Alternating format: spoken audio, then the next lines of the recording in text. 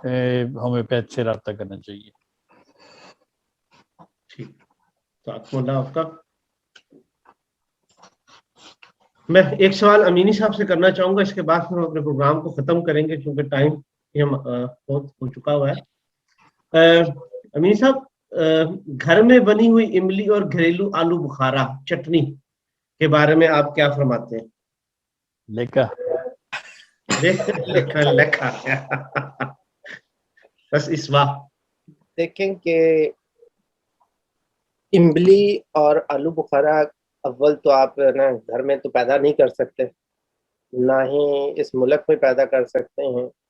इसकी तासीर ठंडी और खुश्क होती है, इमली की भी और आलू बुखारा की। बाद लोग कहते हैं कि आलू बुखारा बहुत ठंडा और तर होता है, तर तो नहीं होता, ये खुश्क होता है। जब इसको आप पका लेते हैं तो ये तमाम ग्लैंडुलर जो ग्लैंड्स होते हैं उनको ये स्वेलिंग कर देता है, टेंडर कर देता है और सख्त कर देता है।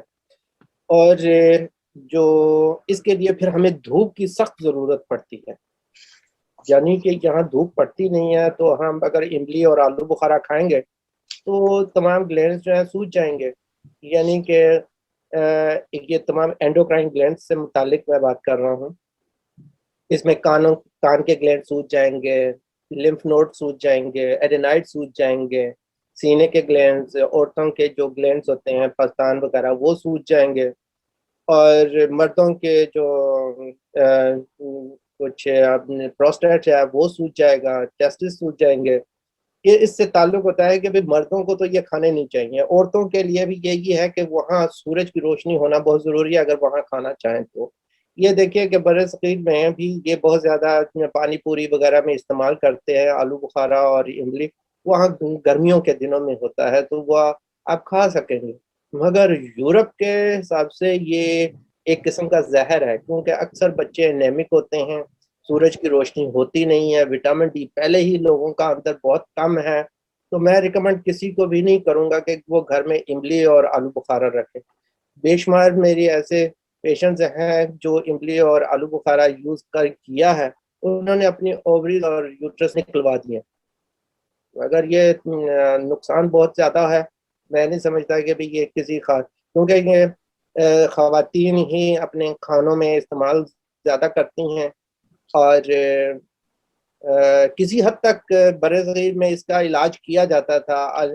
इमली से बाज़ लोगों की कब्ज़ दुरुस्त की जाती थी, आलू बुखारा से भी कब्ज़ ठीक की जाती थी। मगर यह है कि यूरोप में इसके साथ इलाज करना इंतहाई ख़तरनाक है।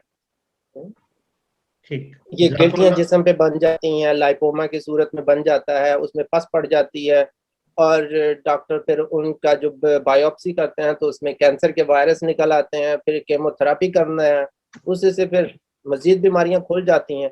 लिहाजा तमाम खट्टी चीज़ें यूरोप में इंतहाई ख़तरनाक है। अमीनी साहब, अगले प्रोग्राम, आज तो काफ़ी टाइम हो गया, अगले प्रोग्राम में आपने गुलकंद के बारे में बताना। ये ज़रूर, गुलकंद के भी इंशाल्लाह ताला ज़रूर बताऊं। ये गुलकंद किस किस फायदे के लिए और इसको किसका कैसे खाना चाहिए, तो इसके बारे में आप नेक्स्ट प्रोग्राम में प्लीज़ हमारे सुनने और देखने वालों को इसका इल्म अता फरमाएं। जी ज़रूर, अंदर पे जाने इंशाल्लाह। और कहाँ से मिल सकती है? हाँ जी, वो तरीका भी बता दूंगा कि कैसे बना सकते हैं और कैसे आप अच्छा और खालिस बना सकते हैं। ठीक, गुड। अच्छा,